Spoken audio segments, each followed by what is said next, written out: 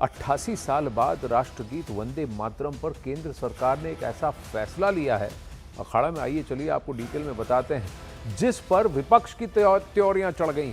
गृह मंत्रालय ने वंदे मातरम के गायन और वादन से जुड़े नए दिशा निर्देश जारी कर दिए हैं, जिसके मुताबिक अब वंदे मातरम के पूरे 6 अंतरे गाए जाएंगे। सभी सरकारी कार्यक्रमों, सभी स्कूलों में यह प्रोटोकॉल लागू किया गया है। देखिए ये रिपोर्ट।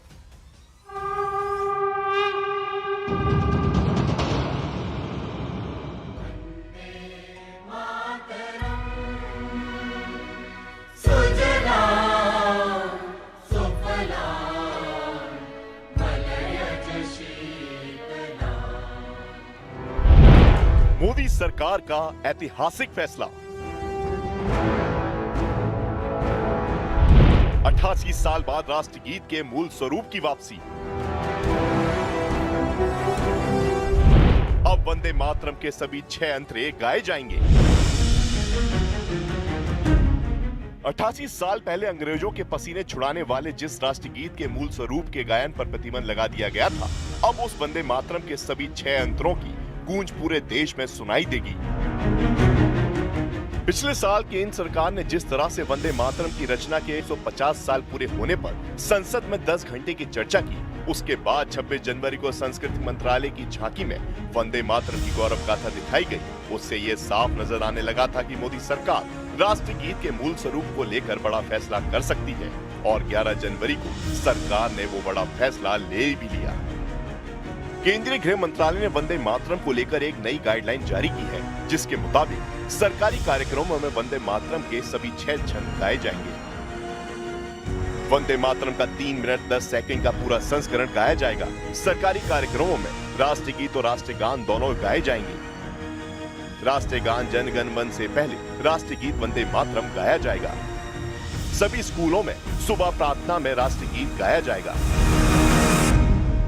ये बहुत ही सुंदर है। ये जेनजी क्राउड की मांग थी, ये देश का युवा चाहता था, और देश के युवा की मांग प्रधानमंत्री मोदी जी, गृह मंत्रालय ने, अमित शाह जी ने सुनी है। बस दिल से धन्यवाद, साधुवाद। इसका इंतजार मुझे नहीं, पूरे देश के युवाओं को था। तो बदलना है तो इस पर व्यापक चर्चा होनी चाहिए थी, और उन महान पुण्यात्माओं का अपमान भारतीय जनता पार्टी कर रही है, जिसमें रविन्द्रनाथ टैगोर जी थे, जिनके उसमें कमेटी बनी थी, और उन लोगों का अपमान मैं तो मानता हूँ। उन्होंने बहुत गहन चर्चा की, गहन चर्चा करने के बाद कहा कि इन स्टैंजा को गाया जाना चाहिए, लेकिन आज बदला जा रहा है, बिना चर्चा के बदला जा रहा है। देखिए, वंदे मातरम हमारी आत्मा है, आत्मा को कोई अलग नहीं कर सकता। सरकार ने अपने नोटिफिकेशन में वंदे मातरम के मूल स्वरूप की जानकारी देते हुए कहा कि अब से सभी सरकारी कार्यक्रमों में ये पूरा राष्ट्रगीत गाया जाएगा। यानी कि कांग्रेस ने शक्ति स्वरूपा मां दुर्गा की स्तुति वाली वंदे मातरम की जिन 13 लाइनों को गायन से हटा दिया था, अब वो लाइनें भी बिना किसी काट छाट के गाई जाएंगी। सरकार के इस फैसले पर बीजेपी नेता CR केशवन ने लिखा कि नेहरू के नेतृत्व में कांग्रेस ने धार्मिक आधार पर हवाला देकर वंदे मातरम को छोटा करने का ऐतिहासिक पाप और भूल की थी। जानबूझकर देवी मां दुर्गा और अन्य देवी देवताओं की प्रशंसा करने वाले छंदों को हटा दिया था। 150वें वर्ष के स्मरण उत्सव में हमारे गौरवशाली वंदे मातरम के संपूर्ण मूल का संस्करण का सम्मानजनक गायन सुनिश्चित करना सबसे उपयुक्त है। मैं उसका स्वागत करता हूँ।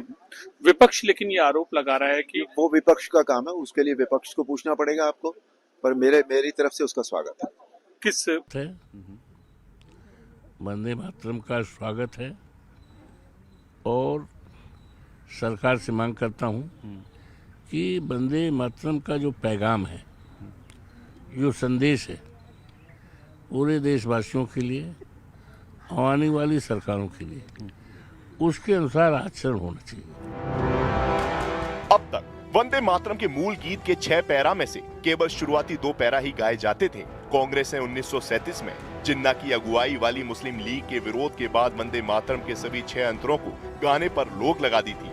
1940 तक आते आते कांग्रेस ने अपने अधिवेशन में वंदे मातरम के गायन पर आधिकारिक रूप से प्रतिबंध लगा दिया। आजादी के बाद 24 जनवरी 1950 को भारत के प्रथम राष्ट्रपति डॉक्टर राजेंद्र प्रसाद ने वंदे मातरम को देश के राष्ट्रगीत के रूप में आधिकारिक रूप से अपनाया। बोलना चाहते हैं, वो सर्कुलर भी निकला होगा कि राष्ट्र गीत बंकिम चंद्र चट्टोपाध्याय जो लिखा था वो पूरा गाया जाएगा। हम फिर बोलेंगे, हम रविंद्रनाथ ठाकुर को मानते हैं, जो वो तैयार किया उसको ही हम राष्ट्रगीत बोल के मानेंगे। MH जो भी लिख ले, हम मोदी बाबू अमित शाह बाबू को रविंद्रनाथ ठाकुर के ऊपर नहीं सोचते हैं। मातरम से कोई परंपरा टूट रही है, ऐसा सोचने वाले दुर्भाग्यशाली हैं।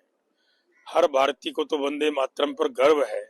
जिस वंदे मातरम ने हजारों नौजवानों को मातृभूमि की स्वतंत्रता की बलिवेदी पर शहीद होने के लिए प्रेरित किया, उस वंदे मातरम का विरोध करना ओछी मानसिकता और मुस्लिम तुष्टिकरण का प्रयास है। हालांकि सिनेमा हॉल को नए नियमों से दूर रखा गया है, यानी सिनेमा घरों में फिल्म शुरू होने से पहले वंदे मातरम बजाना और खड़ा रहना अनिवार्य नहीं होगा और न ही किसी फिल्म के दौरान राष्ट्रगीत बजने पर खड़े होना जरूरी होगा।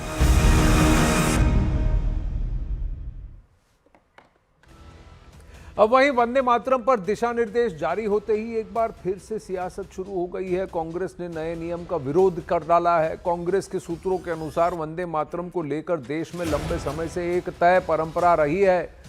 अब संसद सत्र की शुरुआत और अंत में इसे गाया जाता है। यूपीए सरकार के दौरान भी यही नियम लागू था।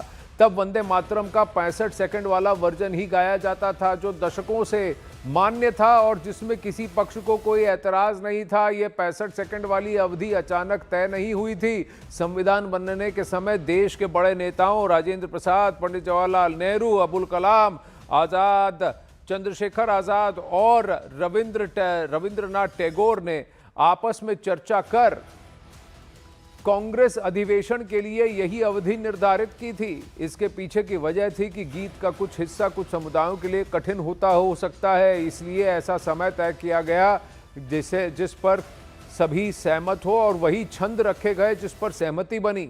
ये परंपरा बाद में देश के आधिकारिक आयोजनों में भी अपनाई गई। अब सरकार ने इस व्यवस्था को बदलते हुए वंदे मातरम का पूरा 3 मिनट 10 सेकंड का वर्जन अनिवार्य कर डाला है। राजनीतिक हलकों में इस बदलाव को लेकर चर्चा तेज है।